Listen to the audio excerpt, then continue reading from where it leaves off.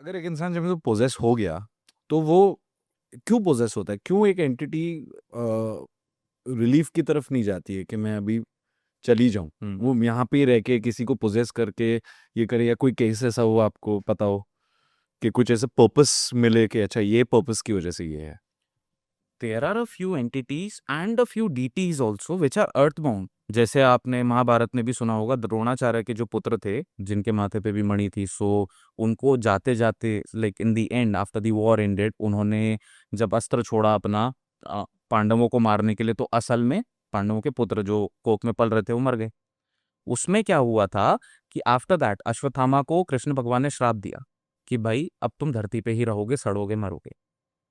ठीक है। अब वो कोई भी रह रहा है, या फिर एक मूवी आई थी उसमें सेम कॉन्सेप्ट एक दूसरे तरीके से दिखाया गया था, तुम्बाड़, हम्म। जिसमें Hastar was always hungry. Hmm. तो उसको तो आहार चाहिए, but he is entrapped in a particular rail, he can not step out of it. So ऐसे ही किसी की कोई याद ऐसी जुड़ गई, कोई ऐसा ट्रॉमा जुड़ गया, कोई अधूरी इच्छा रह गई, because of that consciousness same है। लालची वो भी हैं, लालची हम भी हैं। ये मेरा मग है तो मेरा है। तो मेरी चीज, मैं, मेरा मेरा अहंकार, अहंकार सिर्फ हमारा नहीं होता। एक जानवर भी ना अपने मालिक का ही वफादार होता है, हर किसी का नहीं। Hmm. Same thing is applicable to entities. वो फिर वहीं पे जुड़ गए, लेकिन अब उनको रहने के लिए प्राण चाहिए, शक्ति चाहिए। And just like our human body which can process food and convert it into energy, entities can not. So they are always on the lookout for someone. कोई पर्टिकुलर घर पकड़ लिया, mainly houses get haunted when something traumatic happens over there and they want to stay unless and until that thing gets solved. दूसरा, किसी का क्रियाकर्म ढंग से नहीं हुआ, मान लो फ्लाइट क्रैश हुई या ऐसा कुछ हो गया, बॉडी ही नहीं मिली, तो अंतिम संस्कार कैसे होगा? तो उसमें नॉर्मली क्या करते हैं कि उनके कपड़े वगैरह इकट्ठे करके नारायण बलि पूजन होता है, एंड देन उनको, मतलब उनकी आत्मा को वहां से मुक्त कर दिया जाता है। फिर त्रिपिंडी श्राद्ध है, तिल हवन है, देयर आर सर्टेन रिचुअल्स जिससे फिर उनकी आत्मा को मुक्ति प्रदान की जाती है। जिनका अधूरा रह गया वो अटक गई। हम्म। फिर वो आसुरीय योनि में गए, भूत योनि में गए, प्रेत योनि में गए।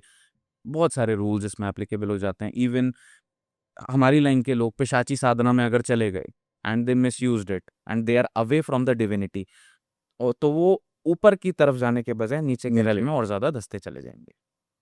सो this becomes a reason for them to stay, and because everyone is hungry for something और द अदर, मैं अपनी भूख मिटाने के लिए जिस हद तक जाना पड़ेगा मैं जाऊंगा। That is their psychology. Tell me about black magic, क्योंकि ये चीज़ जो है ना, मेरे को हमेशा एक कंफ्यूजन स्टेट में रहती है। मैजिक मैजिक होता है, आप अच्छे यूज़ करो तो वाइट मैजिक हो गया, आप बुरी तरह से यूज़ करो तो ब्लैक मैजिक हो गया। ब्लैक मैजिक के कौन से स्टेप्स होते हैं, या कौन से वेरिएशंस होते हैं? पहले आपने खुद ही जवाब दे दिया, to be very honest, because magic is magic, right. And it's not even magic because बस हमारे पास जवाब नहीं है।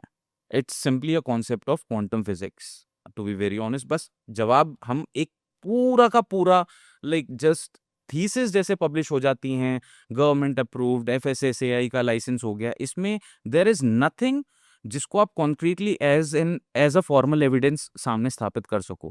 क्योंकि कुछ चीज़ों का सिर्फ एहसास किया जाता है। मैं आपको बोलूं कि आप उनको प्यार करो, इन पे गुस्सा करो, you won't be able to do it. Hmm. जबरदस्ती कहाँ से लाओगे? भाव तो अपने आप उत्पन्न होता है ना। The emotions come out on their own.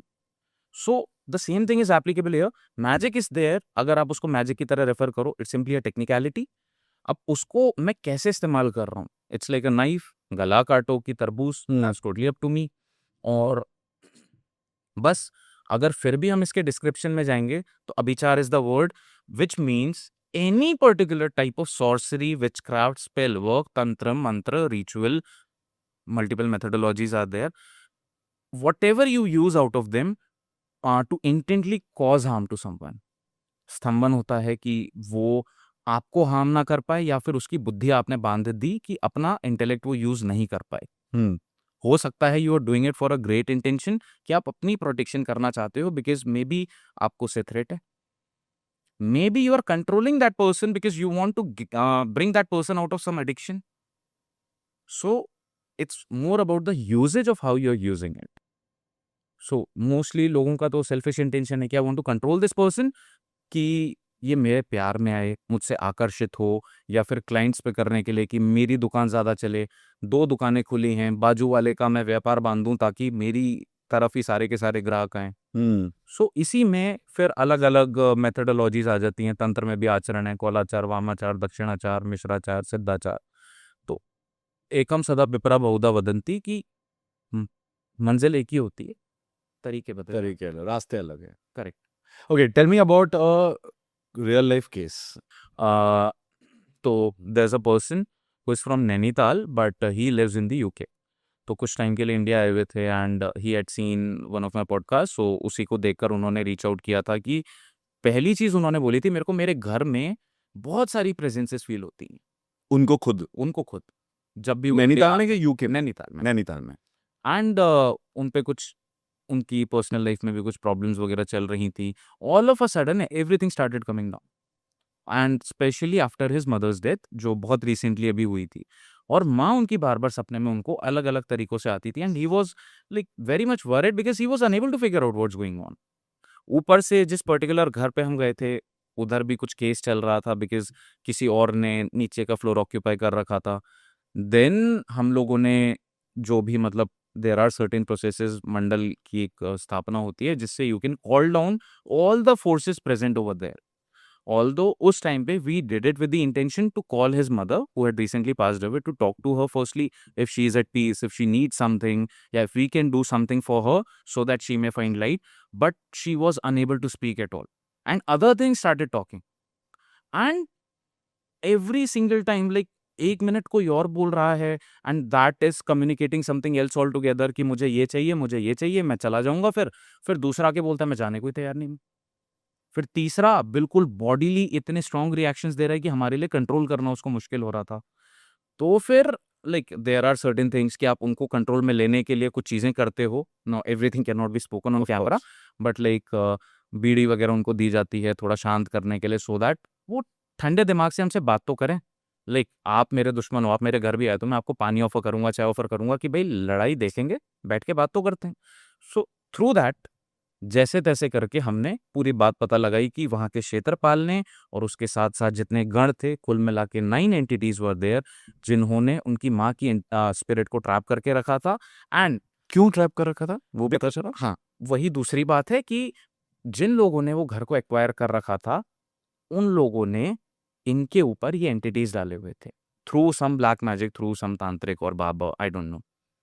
And then उन एंटिटीज ने ये इंश्योर करके रखा था कि पितरों की भी हम पूजा करते हैं ना, क्योंकि पितर भी हम पे आशीर्वाद बरसाते हैं, कि पितर का भी आशीर्वाद इस पे हम नहीं आने देंगे, क्योंकि that person's mother was anyways a very big sadhak of her time until she was alive. तो उन अगर वो इस पे वो कृपा बरस गई या फिर इफ ही इज प्रोटेक्टेड, तो भाई हमारा नुकसान है, हम तो इस प्रॉपर्टी को नहीं छोड़ना चाहते। उन लोगों ने तो जबरदस्ती भाई कब्जा करके रखा हुआ है। तब ये सारी की सारी बात निकल गया है कि भाई तुम पे तो ये भेजा गया है, नोइंगली भेजा गया है। देन जो भी उनसे बातचीत करके भी फिगर्ड इट आउट कि भाई तुमको क्या चाहिए, हम यहाँ तुमको नहीं रहने देंगे, वरना देयर आर थिंग्स जिससे आप उनको डरा भी सकते हो कि यू हैव टू लीव। तो साम दाम दंड भेद जो भी यूज हुआ करके, लेकिन नॉर्मली ऐसे पोजेशन के केसेस 1 से 1.5 घंटे में हो जाते हैं। It took around 7 to 8 hours।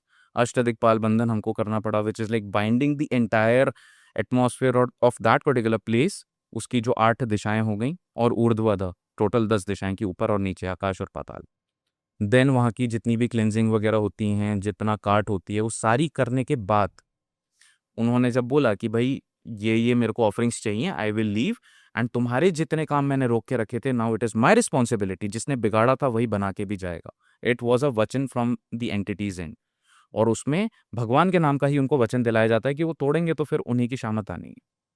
Then उनको उनका जो भी भोग था निर्धारित जगह पे, निर्धारित दिन, उन्हीं के बोले टाइम पे, उन्हीं के बोले स्थान पर वो रख के आ गए एंड थिंग्स गॉट रिजॉल्व। अभी बहुत बहुत मतलब समझ लो 80% चीज़ें रिजॉल्व हो चुकी हैं and remaining 20% will resolve with in like next 10-15 days। इतना फास्ट काम करते हैं ये वाले इतना फास्ट काम करते हैं ये?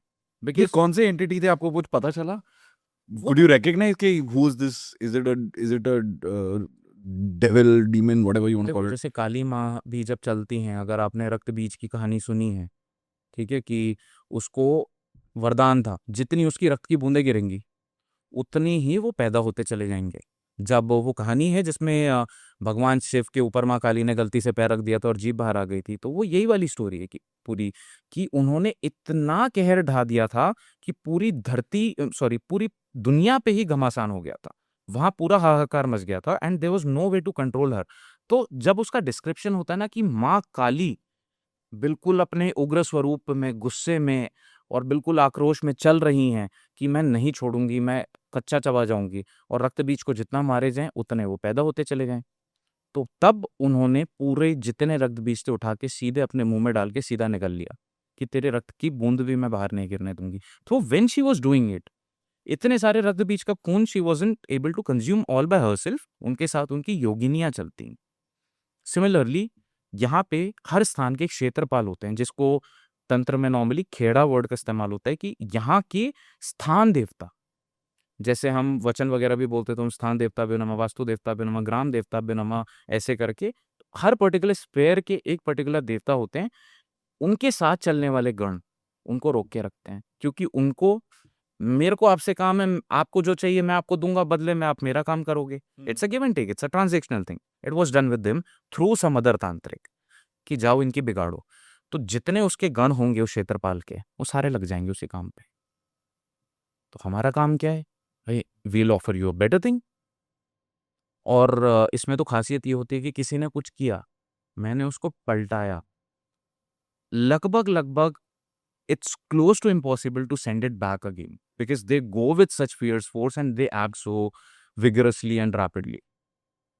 और दूसरी चीज इसमें फिर जैसे पूजन हो गए, तांत्रिक पूजन, नॉर्मल पूजन, कर्मकांड, these kind of things take time, because इसमें फिर the entire process goes for, depending on the kind of work, like 11, 7, 21, 48, 43 number of days. उसके बाद you start seeing results. But when you are directly like performing it, calling down the spirits, directly interacting with them, then those things start happening on an immediate basis. अभी इंसान को कैसे पता चले कि मेरे ऊपर ब्लैक मैजिक हुआ है या मेरे ऊपर कुछ गलत ये हुआ है? कि एक आम आदमी अगर जो पॉडकास्ट देख रहा है वो बोल रहा है कि यार मेरे ज़िंदगी में चीज़ें गलत चल रही है, ये तो मेरा नसीब है, मेरे कर्म होंगे जो ऐसे मेरे को ये दिन दिखा रहे हैं। बट कभी कभी होता है कि एक्चुअली ब्लैक मैजिक भी है, अगर if somebody believes in it, तो हाउ डज वन रिकॉग्नाइज कि oh I should kind of get myself cleansed और समथिंग? पहली चीज तो ये कि आपने बोला मेरे कर्म होंगे तभी आया होगा, तो वो तो एप्लीकेबल है ही है। Correct. If you are being impacted by something, it has something to do with your past or something you have done. जरूरी नहीं है कि आपको की हुई गलती का ही उसी टाइम तुरंत लैश बैकलैश मिले। करेक्ट। हो सकता है कोई और माध्यम बन जाए उस चीज का। अब दूसरी बात ये, एक्चुअल में कुछ तो मैंने पॉडकास्ट देखे हैं काफी लोगों के, उसमें वो, and to some extent it is right also, आंखों के नीचे काले गड्ढे, पेट खराब रहना, बुद्धि का उच्चाटन हो जाना, यानी मन ही नहीं लगेगा। Even if you try to find out the solution, there is something that is stopping you again and again. नींद गड़बड़ होगी ही होगी, बट सबसे पहले आपकी नाभि ही इम्पैक्ट होनी है। Even if your psyche is impacted, your naval is getting impacted. आपको खाना खाने का मन नहीं करेगा, anything you eat won't get digested, मन हमेशा ही खराब रहेगा, विपरीत दिशा में ही भागेगा। एंड मैं सही बताऊं, आफ्टर आई केम बैक, जो मैंने अभी नैनीताल वाला केस बताया, for 3 or 4 days, because when we release the mandala, जाते जाते वो जितना हमको हार्म या कुछ अपना रेसिडुअल एनर्जी बोल सकते हैं, बची कुची, उससे वो प्रहार करने की कोशिश करते हैं। इट केम ऑन मी 2-3 दिन। I also went through these kind of symptoms and I had to perform my cleansing also, जिसको हम पुष्टिवर्धन या शांतिकरण बोलेंगे इन तंत्र, या फिर अनक्रॉसिंग इंग्लिश वर्ड इसमें हम यूज करते हैं, वुडू का वर्ड है ये। तो ये इस तरीके से आपको इम्पैक्ट करेंगे ही करेंगे, but I would highly advise आप किसी लर्नेड इंसान से एक बारी फिर भी कंसल्ट करो, बिकॉज कई बारी ये होता है कि आप किसी के भी पास जाओगे, I am giving you in writing, 99% of the people are going to tell you भाई हुआ है तुम्हारे ऊपर, नहीं भी हुआ हो। हाँ, ठीक है, क्योंकि उनको तो अपनी दुकान चलानी है, वो बोलेंगे हमसे ये पूजा करा लो, वो करा लो। बेटर तरीका, perform your own cleansing. Research करो ना, Google, AI, chat GPT, multiple things are there. मैंने बोला हींग का पानी यूज करो, स्टेमोनियम, बेलाडोना 30, सूर्य को जल चढ़ाओ, श्रॉम मंत्र का जाप करो। If those things are making you better already, that is working. देखो, खाओ, चखो, मजा आया तो मान जाओ। और नमक का पानी से बोलते हैं कि कई बार खारा नमक का पानी डालो अपने ऊपर रेगुलरली। वो बेसिक क्लेंजिंग के लिए ठीक है कि छोटी मोटी नजर लग गई, इविल आई हो गई, जेलेसी, किसी की प्रोजेक्ट हो रही है, बिकॉज कोई भी एक्शन ना खाली नहीं जा रहा है इस यूनिवर्स में। Every action is going to have some sort of reaction, cause and effect. Cause and effect. Interesting, interesting.